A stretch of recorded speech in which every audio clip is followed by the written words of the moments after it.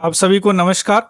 इसरो यानी Indian space research organisation ने successfully INSAT 3D satellites को इंटेंडेड ऑर्बिट यानी जिस ऑर्बिट में भेजना था जियो स्टेशनरी ऑर्बिट में सक्सेसफुली लॉन्च कर दिया है। यह सैटेलाइट मेट्रोलॉजिकल सैटेलाइट है, मीन्स यह मौसम संबंधी जानकारी बहुत सटीकता से अब देगा, चूंकि इसमें एडवांस पेलोड लगे हुए हैं। अब हम इस वीडियो के माध्यम से देखेंगे इनसैट 3DS क्या है, इसे क्यों मेट्रोलॉजिकल सैटेलाइट्स बोलते हैं, या किससे कंपेयर करके थोड़ा सा देखेंगे कि या क्यों मोस्ट एडवांस सैटेलाइट है। इसके अलावा देखेंगे कि जिस रॉकेट से भेजा गया है GSLV से, वह GSLV क्या है। उसके बाद में देखेंगे मेट्रोलॉजिकल सैटेलाइट्स क्या होता है। इन सारी चीज फंडिंग वगैरह भी देखेंगे। ये सारी चीज इस वीडियो के माध्यम से हम जानने का प्रयास करेंगे जो आपके एग्जाम के लिए इंपॉर्टेंट है। चलिए शुरू करते हैं न्यूज। लेकिन उससे पहले अगर आप नए हैं और इस वीडियो को देख रहे हैं तो प्लीज इस चैनल को सब्सक्राइब कीजिए। चलिए शुरू करते हैं। सबसे पहले ये क्यों चर्चा में है।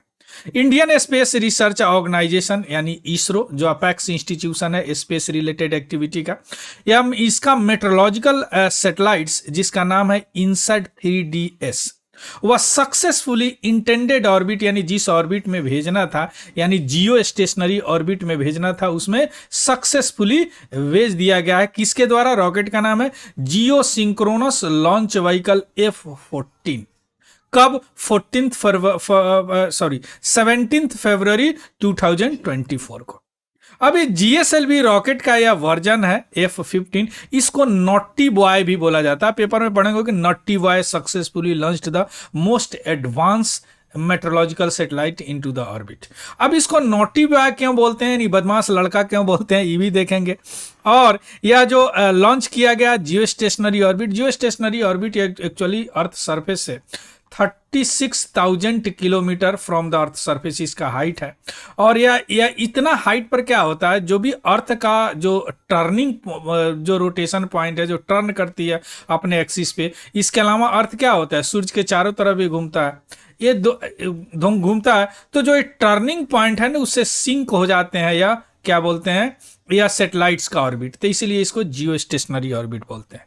क्लियर? यह 36,000, इसीलिए यह जियो सिंक्रोनस लॉन्च व्हीकल या हेवी लॉन्च व्हीकल का इस्तेमाल किया जाता है। चलिए अब शुरू करते हैं इनसैट 3DS क्या है। इस इनसैट एरा जो लॉन्च किया गया है इसरो का, इनसैट 3DS जो है वह इस साल का दूसरा सैटेलाइट है। पहला सैटेलाइट एक्सपोसैट मिशन, इसमें मैं वीडियो बनाया हूं जिससे साल की शुरुआत किया इसरो ने।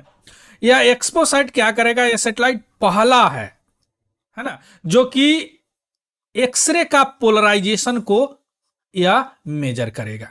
यह PSLV C58 से भेजा गया है, वह GSLV INSAT 3D GSLV F-14 से भेजा गया या 58 से भेजा गया। क्लियर? तो यह दूसरा मिशन है इस साल का। और यह सैटेलाइट जो है थर्ड जनरेशन है, 3D है ना, थर्ड जनरेशन मेट्रोलॉजिकल सैटेलाइट है, यानी यह थ्री जनरेशन मौसम सैटेलाइट है जो मौसम के बारे में जानकारी देगा। और कहां इसको भेजा गया? जियो स्टेशनरी ऑर्बिट में है ना। इसको हिंदी में भूतुल्यकालिक ऑर्बिट बोलते हैं।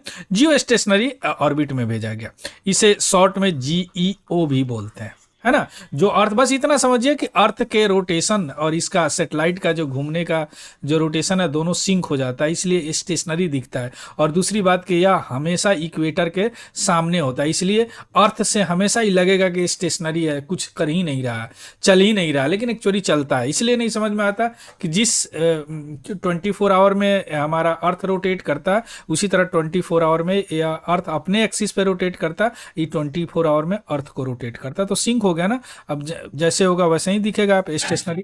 अब इस सैटेलाइट्स में पेलोड होता है जिससे सैटेलाइट काम करता है। अब यह मौसम की जानकारी देगा, तो सबसे पहले इसको साउंडर पेलोड लगाया गया जो तरह तरह के साउंड को कैप्चर करेगा। उसके बाद में डाटा रिले ट्रांसपाउंडर लगाया जो भी डाटा उनके पास होगा रिले करेगा, इनपुट आउटपुट, है ना। इसके अलावा satellite aided search and rescue transponder लगाया गया, जिसमें कभी कभी कोई आपदा होती है तो सर्च एंड रेस्क्यू किया जाता है ना, उसमें सैटेलाइट का मदद लिया जाता है। जैसे आपने उत्तराखंड में देखा होगा जो भूस्खलन हुआ था, उसमें सैटेलाइट के पिक्चर वगैरह, उससे सर्च एंड रेस्क्यू ऑपरेशन चलाया गया था, है ना, बचाव।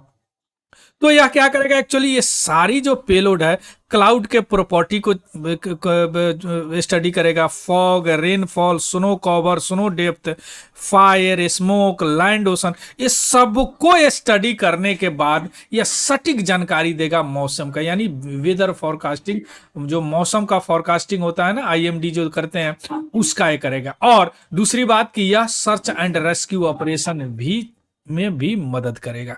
अभी हम जो जी रहे हैं ना, वो सेटेलाइट एज में जी रहे हैं।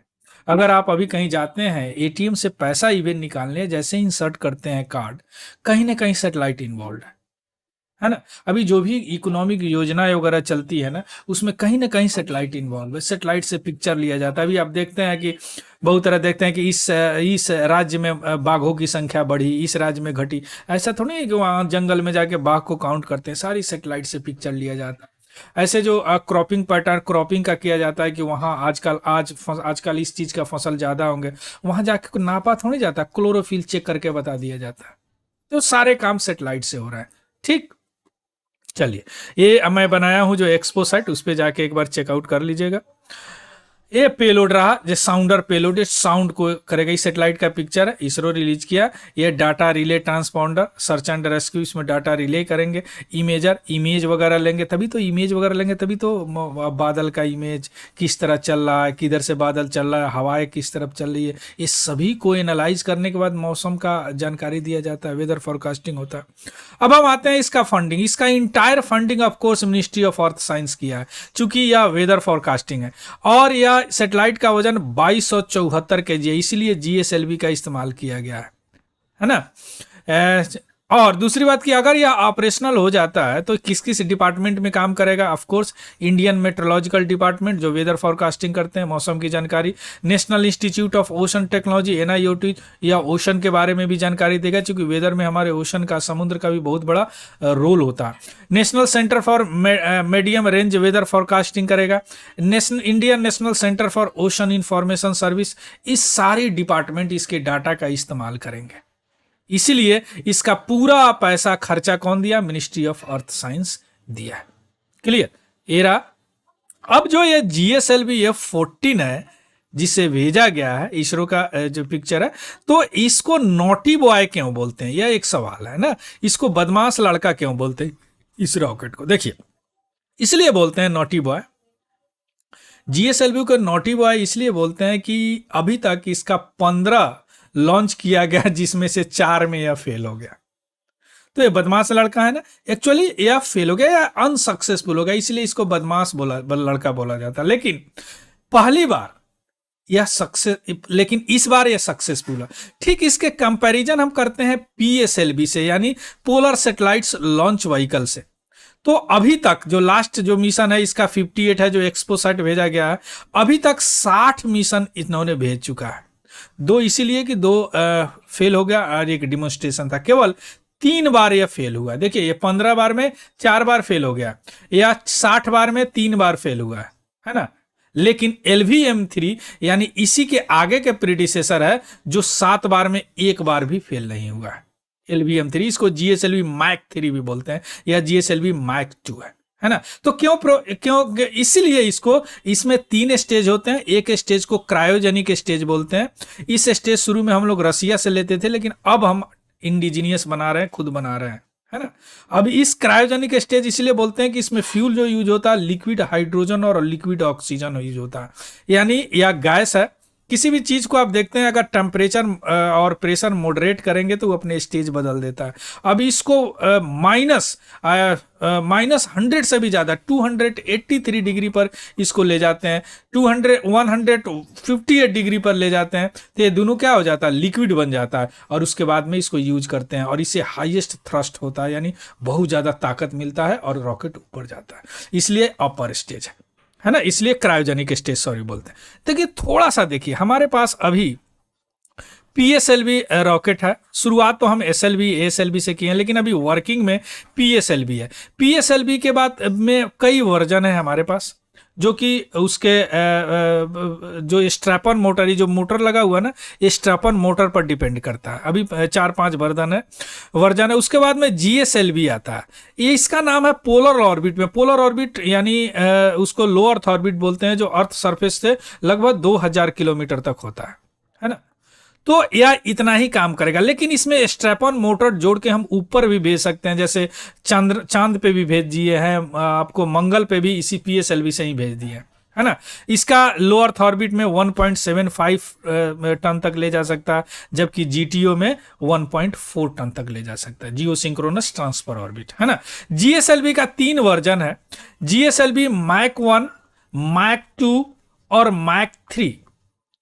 ठीक, अब GSLV Mach 1 में रशियन वाला यूज करते थे, जब इंडिजीनियस खुद बनाने लगे तो इसको रिटायर कर दिए। अब केवल 2 है, GSLV Mach 2 और Mach 3। Mach 3 को हमने कमर्शियल यूज के लिए रख लिया और इसका नाम रख दिया LVM3।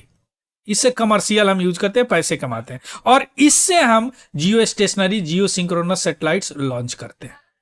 क्लियर। अब यही है GSLV F14। अब इसमें देखिए 4 स्टेज होता है, 1 2 3 4, है ना। ये इसमें क्या है, सॉलिड लिक्विड सॉलिड लिक्विड, इसमें 3 स्टेज होते हैं, 1 1 2 3। अब लास्ट वाला स्टेज है ना, क्रायोजेनिक होते हैं, जो कि नॉर्मली इसीलिए या जनरली फेल कर जाते हैं अगर थोड़ा सा भी टेम्परेचर में इधर उधर हो गया तो। क्लियर।